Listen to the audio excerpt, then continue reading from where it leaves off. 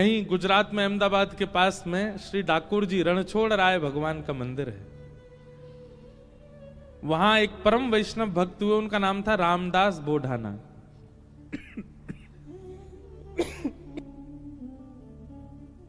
हर एकादशी पे आते थे।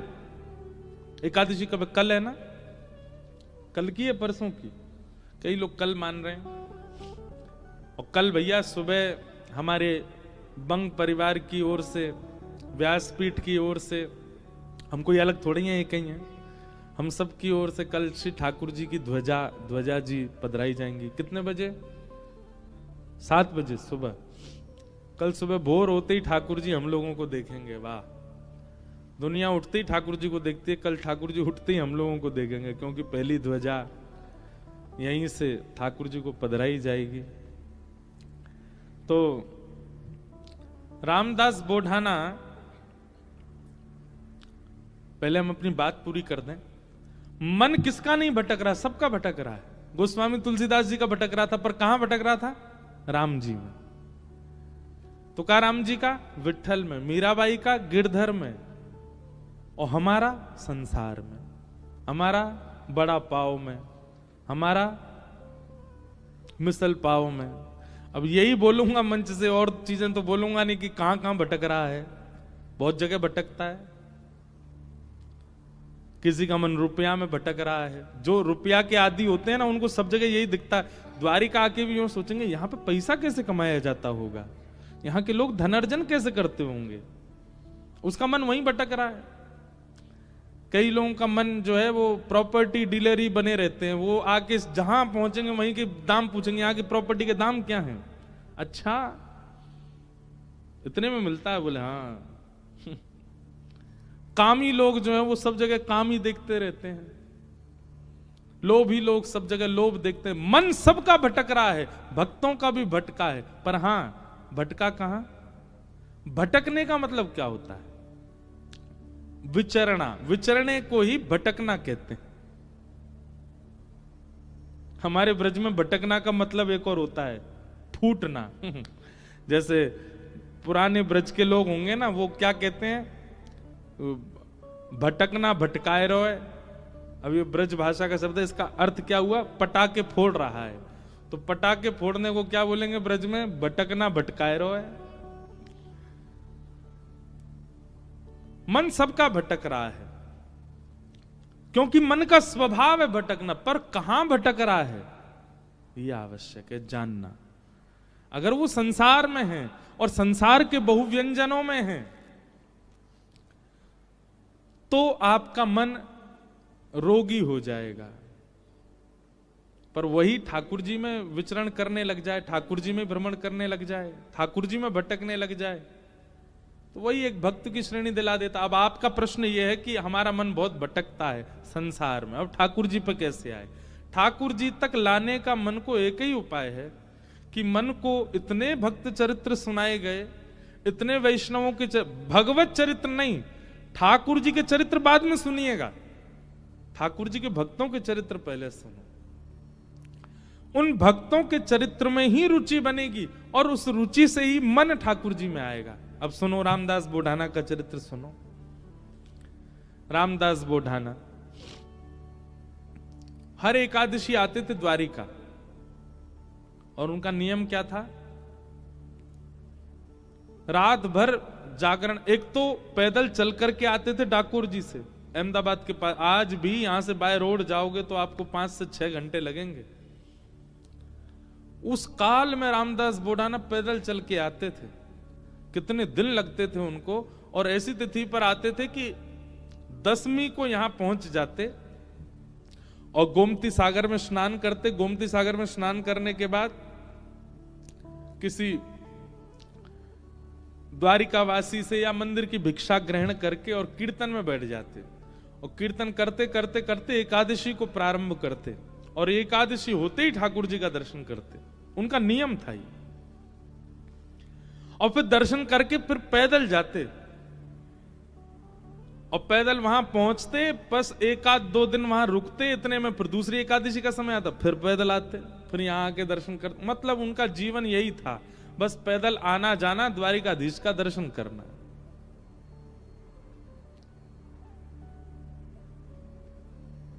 अच्छा, कई बार ऐसा होता है बंधुओं कि किसी वैष्णव भक्त के नियम को देख करके हमको लगता है यार ये इतना कठिन कैसे कर रहा है,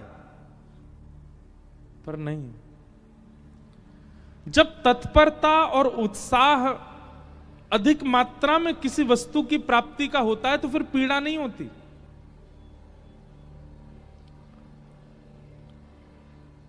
ध्यान से सुनिएगा बात को। जब तत्परता, उत्साह, एक्साइटमेंट किसी वस्तु की प्राप्ति का होता है तो फिर उसमें पीड़ा नहीं होती। किसी लड़का को कोई लड़की पसंद आ जाए तो फिर उसके लिए चाहे जो करना पड़े उसको पीड़ा नहीं होती। फिर नस काट लेगा हाथ की, हॉस्पिटलाइज्ड रह जाएगा बेचारो, रात भर भोजन नहीं करेगा, दुख भरे गाने सुनता रहेगा। हमने भी दर्शन किए कई आशिकों के लोगों को लगता है कितनी पीड़ा में, उसको पीड़ा नहीं है, वो बहुत प्रसन्न है। ऐसे ही पड़े रहने दो, अरिजीत सिंह के गाने चलने दो भाई रोने दो थोड़ा मुझको हमको लगता कितनी पीड़ा में, वो पीड़ा में नहीं है। वो अपने किसी प्रियतमा को प्राप्त करने के लिए उस मार्ग पर चल पड़ा है कि अब उसको भोजन मत दो। आप 2-2 दिन बिना भोजन के रह लेगा, भूखे ही नहीं लगी है। क्यों? प्रेम सवार हो गया चित्त पर, प्राप्त करना उसको। और फिर उससे ब्याह करा दो, 1-1.5 साल बाद फिर भोजन नहीं कर रहा है। क्यों नहीं कर रहा है? कहा बताऊं, अब तो ऐसा मन हो रहा है वैराग्य ले लूं, मैं विरक्त हो जाऊं अब मेरे भोजन सब रुचि मेरी उठ चुकी है।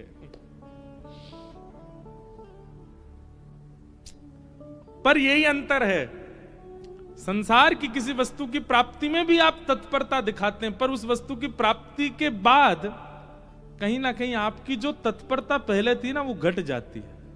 पर वही भगवत मिलन की तत्परता जब होती है ना, तो मिलन के बाद भी तत्परता बनी रहती है। और मिलन के बाद भी, ठाकुर जी से मिलन के बाद भी तत्परता आपकी नहीं बनी तो इसका मतलब ठाकुर जी मिले ही नहीं। यहां तत्परता कभी समाप्त तो नहीं होती। संसार में और ठाकुर जी में यही अंतर है, यहां तत्परता अखंड रहती है और वहां खंड खंड खंड हो जाती है।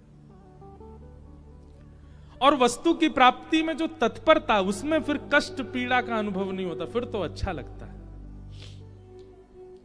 तो रामदास बोढ़ाना जी इतना पैदल चलते थे, 10-10, 12-12 दिन लगा करके द्वारिका आते थे। लोगों को लगता था अरे राम कितना कठिन, पर उनको वो पीड़ा का अनुभव नहीं होता था, वो तो बड़े प्रसन्न रहते थे। कई लोग मैंने देखा वो एकादशी के दिन अन्न का त्याग रखते हैं। एकादशी करने वाले भी बड़े बहुत प्रकार के होते हैं। एक होते हैं वो अन्न नहीं खाते, एक होते हैं वो अन्न भी नहीं खाते और मौन भी रहते हैं, एक होते हैं वो अन्न नहीं खाते फलाहार करते हैं। और दिन तो 3 बार भोजन करते थे, एकादशी वाले दिन 5 बार करते हैं। उस दिन फलाहार, हम फलाहार कर रहे हैं ना, कुटू की पकौड़ी, कुटू कचौड़ी, ये वो 5 बार खाते हैं। पर कई लोग बड़ा कठिन भी करते हैं। वो कैसे करते हैं? केवल सेब या अमरूद या जो भी फल वही खाएंगे, वास्तविक फलाहार करते हैं, रसोई में बनी सामग्री नहीं पाते। कई लोग ऐसी एकादशी करते हैं। और कई लोग फल भी नहीं खाते, जल भी नहीं पीते, निर्जला एकादशी करते, पूरे दिन कुछ नहीं पाते। अब लोगों को लगता है राम राम कितनी पीड़ा, पर जो करता है ना उसको उसमें सुख मिलता है। और क्षमा कीजिए, अगर ये एकादशी जो लोग करते हैं उन लोगों को भार जैसा लगता है, कब आएगी द्वादशी, कब निकले फिरते खामे रोटी, मत किया कीजिए आप। ये कोई जबरदस्ती नहीं है, ठाकुर जी कोई कह नहीं रहे आपसे करो। जब तक ऐसी तत्परता चित्त में ना हो कि आप उसको सौभाग्य मान करके नहीं कर रहे हो, तब तक मत कीजिए व्रत। आपको सौभाग्य लगना चाहिए। रामदास बोढ़ाना को बहुत सौभाग्य लगता था कि ठाकुर जी ने मुझे इतना बल दिया कि मैं पैदल चल के द्वारिका जाता हूं। और वो द्वारिका आते, रात भर कीर्तन सुनाते द्वारिकाधीश को, और एकादशी को कपाट खुलते ही दर्शन करते, नेत्र सजल हो जाते रामदास जी के। ठाकुर जी को दूर से ही ऐसे अंक में, मानो ऐसे कर लेते जैसे मैंने अंक में भर लिया हो।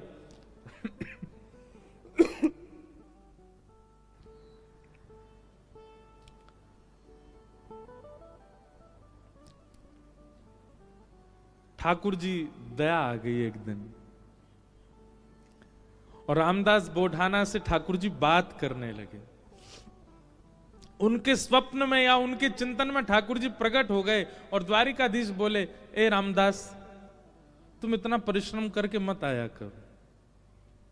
रामदास बोढ़ाना बोले, मुझे तो बहुत अच्छा लगता है, आपको क्यों पीड़ा हो रही? बोले, तुमको अच्छा लगता है, पर मुझे लग रहा है कि तुमको पीड़ा होती है, और उस पीड़ा से मुझे पीड़ा होती है।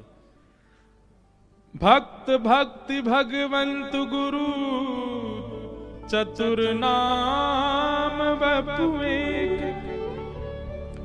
जब व्यक्ति भक्ति करते करते करते करते करते करते उसकी चरम स्थिति में आ जाता है ना, तो फिर उसको मिलने वाली पीड़ा ठाकुर जी को भी अनुभव होने लगती है, उसको मिलने वाला सुख ठाकुर जी को भी अनुभव होने लगता है, उसको मिलने वाला प्रसाद ठाकुर जी पा लेते हैं।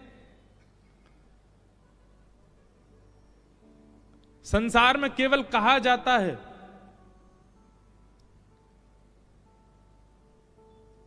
लेकिन यहां वास्तविक होता है कि आप पाओगे पेट उनका भरेगा, और ठाकुर जी पाएंगे पेट आपका भरेगा। कितने ऐसे प्रसंग मैं आपको सुना दूं।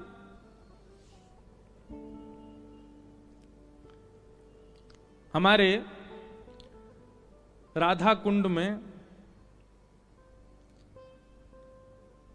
रघुनाथ दास जी षड गोस्वामी हुए अपने गौड़िया वैष्णव परंपरा में, उसमें एक रघुनाथ दास जी थे। बहुत अच्छी अच्छी लीला है रघुनाथ दास जी की।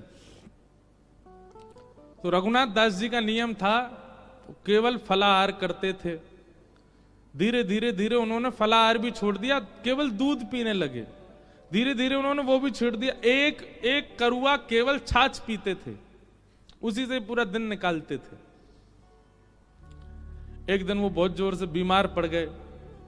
कोई उनको देखने के लिए वैद्य आया। वैद्य ने आकर के जैसे ही देखा, पहले तो नाड़ी पकड़ के वैद्य बता देते थे क्या रोग है, तो नाड़ी पकड़ के देखा तो वैद्य बोला, इनका पेट खराब हो गया है, अपच हो गई है। तो वहां जितने लोग खड़े थे वो सब बोले, ये तो केवल छाछ पीते हैं, इनको अपच कैसे हो गई? केवल छाछ पीने वाले को अपच कैसे हो सकती है? तो उस समय गोसाई श्री विठलनाथ जी, जिन्होंने श्रीनाथ जी की सेवा, मतलब वल्लभाचार्य जी के पुत्र गोसाई श्री विठलनाथ जी, वो गोवर्धन में ही विराजते थे। उनको पता चली कि रघुनाथ दास जी बड़े बीमार हो गए, तो वो भी मिलने आए। मिलने तो आए, लेकिन व्यंग में आके बोले, हे रघुनाथ, हमने तो सुना था कि तुम केवल छाछ पीते हो, पर वैद्य से पता चला तुमको अपच हो गई है। इसका मतलब चोरी चुपके खूब माल उड़ाते हो, खूब धुआंधार जो है मालपुआ उड़ाते हो, तभी तुमको अपच हो गई है। रघुनाथ दास जी बोले, नहीं, मैं तो छाछ ही पीता हूं। बोले, फिर तुमको अपच कैसे हो गई? बोले, मैं तो प्रत्यक्ष रूप से छाछ पीता हूं, पर जब मैं मानसी में जाता हूं, नेत्र बंद करके चिंतन में जाता हूं, वहां प्रिया प्रियतम 56 भोग खिलाते हैं, उससे अपच हो गई मेरे को। और वो अपच प्रत्यक्ष में दिखने लगी। अब सोचो, इस बात पर पढ़े लिखे लोग विश्वास नहीं करेंगे, पर यह वास्तविकता है।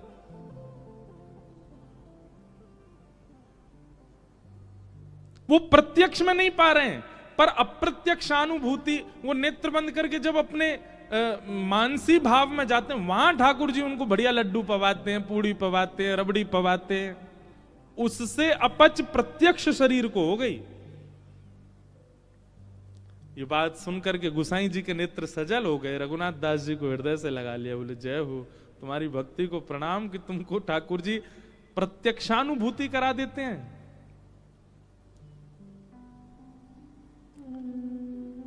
रामदास बोढ़ाना ठाकुर जी से बोले, भगवान, मुझे पीड़ा नहीं है, मुझे बहुत सुख मिलता है। भगवान बोले, तुमको पीड़ा नहीं, पर तुम्हारी पीड़ा हमको लगती है, इसलिए तुम मत आया करो।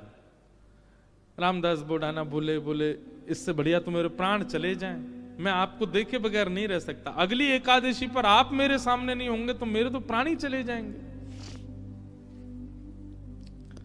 भगवान बोले, काम करें? बोले, क्या? हम तुम्हारे साथ चलें, तुम्हारे गांव, वहीं रह ले, तुम्हारे पास ही। एकादशी क्या तुम हर दिन हमको देख लिया करना।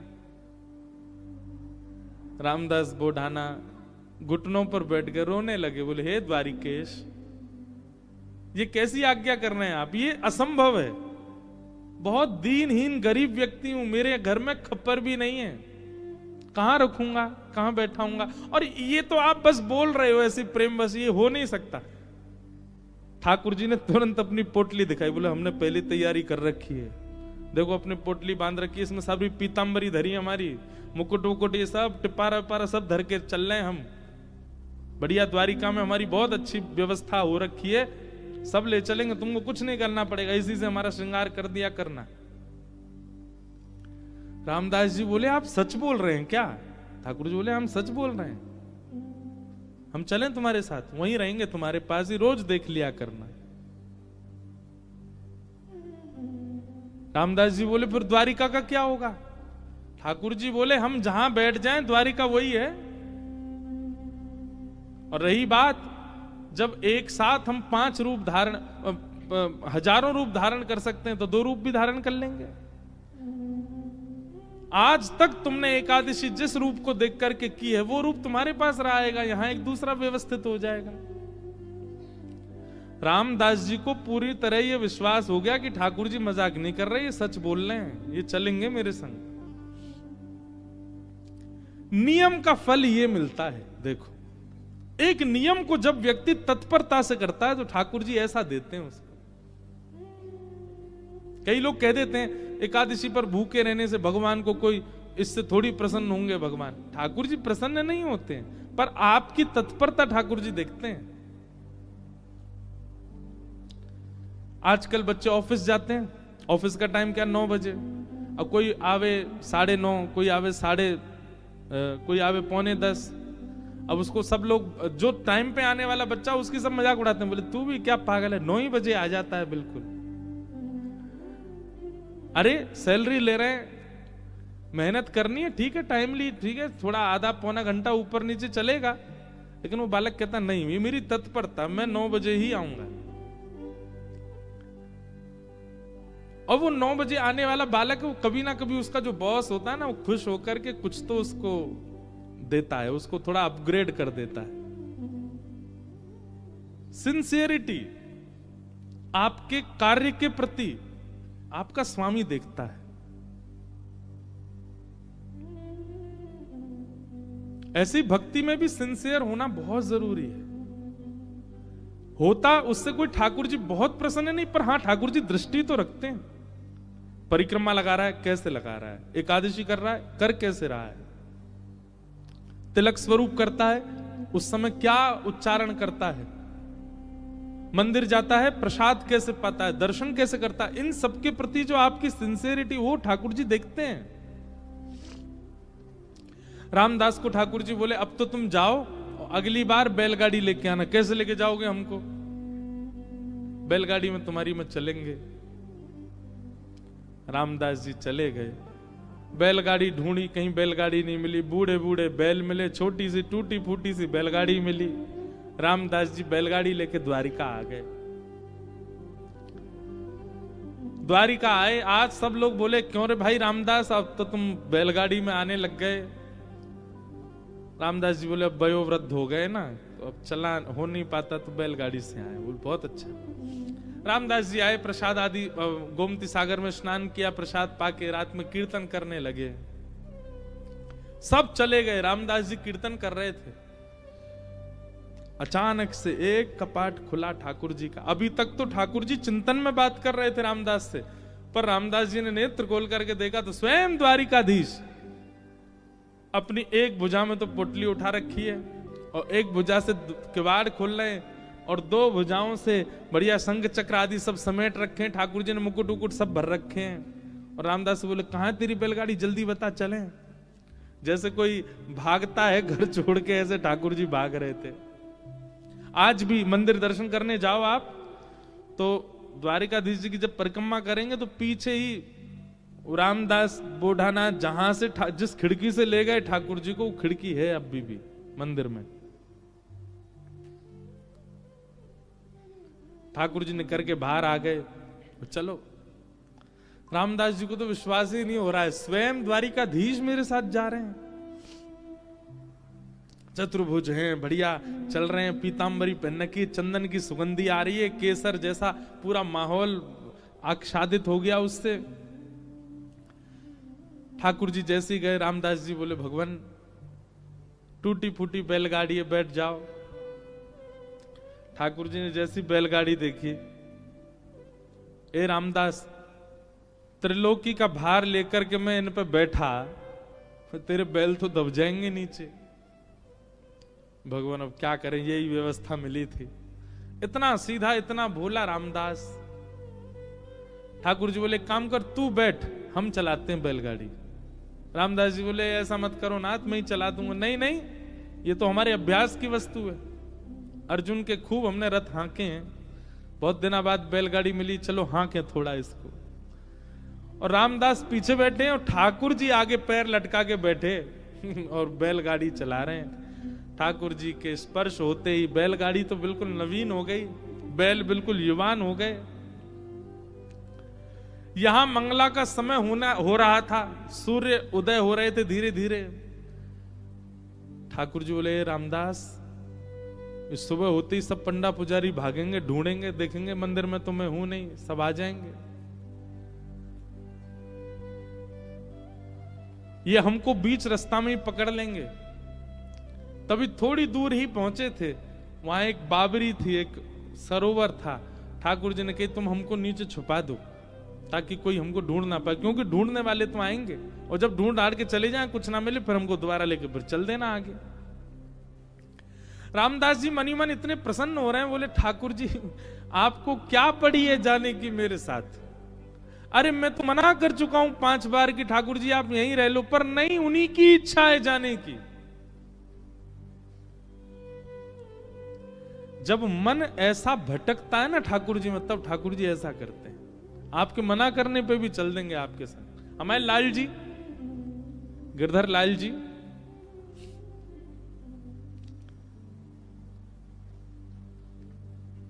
ये ऐसे ही आए हमारे पास। जब प्राप्त हुए थे ना, तो एक बार मैंने तो, अब बोलने में अटपटा लगता है, पर एक बार मैंने तो यही कहा कि मुझे तो श्रृंगार आता नहीं, मुझे सेवा आती नहीं, कैसे करूंगा, कैसे संभालूंगा, कैसे इनकी नथ बेसर धराऊंगा, कैसे इनके नेत्र श्रृंगार, कैसे मुकुट पाक कैसे बनाऊंगा। ये अभी जो ये स्वरूप दिखा आपको, दिखा उसमें, ये साल में एक बार हमारे गिरधर लाल जी जगन्नाथ जी बनते हैं, तब का स्वरूप है, रथ यात्रा वाले समय पर। ठाकुर जी को जगन्नाथ, और जो वैसे रूप है वो वाला भी दिखाओ जो सामान्य है। सामान्य सबने देखे ही हैं, श्रीनाथ जी के रूप में हमारे लाल जी हैं, और नेक्स्ट से हैं, छोटे से, पर ये आए स्वयं, और ये स्वयं ही आते हैं, आप नहीं लेते हैं।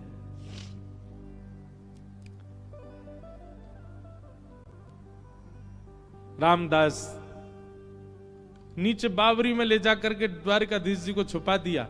पीछे से सब पुजारी दौड़े दौड़े आए,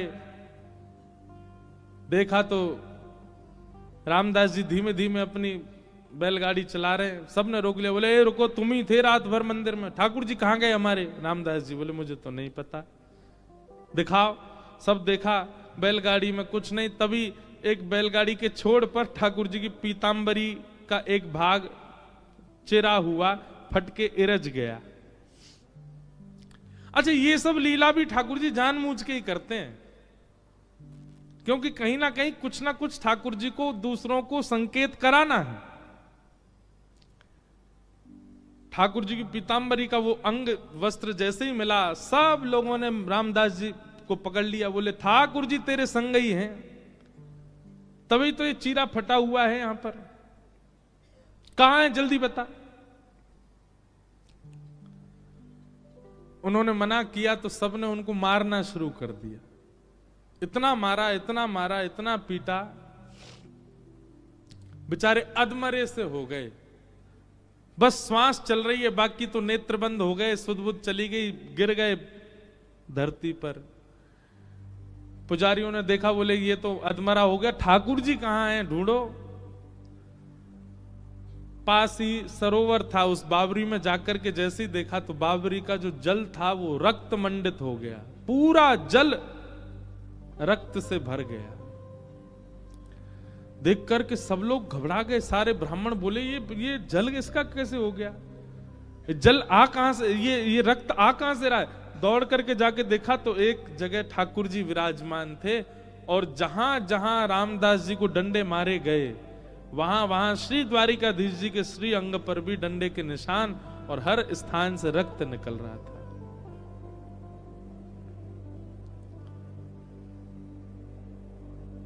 सब पुजारी जी चरणों में गिर गए, सब ब्राह्मण देवता बोले भगवान ये क्या हो गया, बोले ये क्या हो गया, मेरे भक्त को मारते हो, मेरी इतनी आराधना करी, मेरी इतनी सेवा करी, इतना अर्चन किया, उसके बाद भी ये नहीं समझ पाए कि मेरे भक्त और मुझ में कोई अंतर नहीं है। सब क्षमा याचना करने लगे। ठाकुर जी बोले अब कुछ नहीं होगा, अब तो हम रामदास के साथ ही जाएंगे और वहीं रहेंगे। और ठाकुर जी सब देखते रह गए, लेकिन रामदास जी के साथ में ऊपर आए ठाकुर जी, और आकर के रामदास जी को जैसे हृदय से लगाया सारे घाव ठीक हो गए, और कहा ले चलो हमको। ठाकुर जी गए सीधे और डाकोर जी में जाकर के रामदास जी के यहाँ विराजमान हो गए, और उनका नाम पड़ा रणछोड़ राय भगवान। बोलो रणछोड़ राय भगवान की। उनके यहाँ ठाकुर जी विराजे। सब ब्राह्मणों ने जाकर के निवेदन किया, भगवान से प्रार्थना की, बोले प्रभु आप द्वारिका छोड़ के यहां चले आए, और द्वारिका का कैसे अब भरण पोषण होगा, इतने दर्शनार्थी आएंगे, ये सब होगा कैसे चलेगा। और सबसे बड़ी बात, ये सारे ब्राह्मण ये सब आपके द्वारा बसाए हुए हैं द्वारिका में, इन सब का जीवन भरण पोषण सब आपसे चलेगा, और आप ही चले गए, अब हम कैसे अपने खाएं पिए, क्या करें, हमारा जीवन यापन कैसे होगा। ठाकुर जी बोले बस यही अंतर है, भक्त कभी भी ये नहीं पूछता कि मेरा जीवन यापन कैसे होगा, वो यही पूछता है कि आप कैसे मिलोगे। और आप लोगों को कहीं ना कहीं ये चिंता है कि आप लोगों का भरण पोषण कैसे होगा। तो एक काम करते हैं, हम अपने भार के समान आप सबको सोना दे देते हैं, उतना स्वर्ण ले जाओ, चलेगा। सब ब्राह्मण बोले ठाकुर जी भारी तो खूब है, इनके भार के समान सोना मिल जाएगा तो आनंद ही हो जाएगा। ठाकुर जी बोले वैसे ब्राह्मण देवता सब बोले चलेगा तो नहीं, लेकिन फिर भी अब आपकी इतना प्रेम है रामदास से, तो आप तो रह लो यहीं पे, दे दीजिए, इतना सोना ही दे दीजिए हमको, और क्या करें। भगवान बोले लाओ तराजू लाओ। ब्राह्मणों ने सबने तराजू की व्यवस्था करी, बढ़िया सब।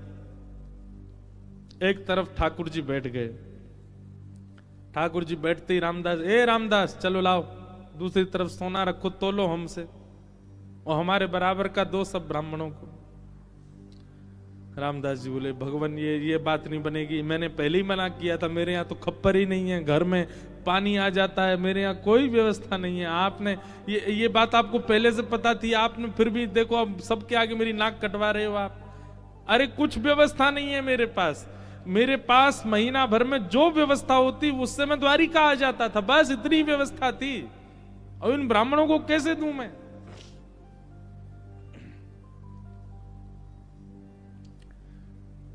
ठाकुर जी बोले तुम्हारी गृहिणी के कान में एक बाली है स्वर्ण की, वो लेके आओ, उससे हमको तोल दो। रामदास जी बोले बाली से तोलना, बोले हाँ उसी से तोलो, अभी हम चमत्कार दिखाते हैं। रामदास जी गए अपनी पत्नी के कान से बाली निकलवा के लिए आए, और जैसे ही रखा तराजू में तो वो तो नीचे चली गई, ठाकुर जी ऊपर आ गए, बिल्कुल लटक गए ऊपर ही। और सब ब्राह्मणों से बोले लीजिए, हमने तो कही थी बराबर का सोना, ये हमसे ज्यादा है, देखो हम ऊपर चले गए, ले जाओ इसको। आप बहुत बाली, और इससे आप इतने हल्के हो गए,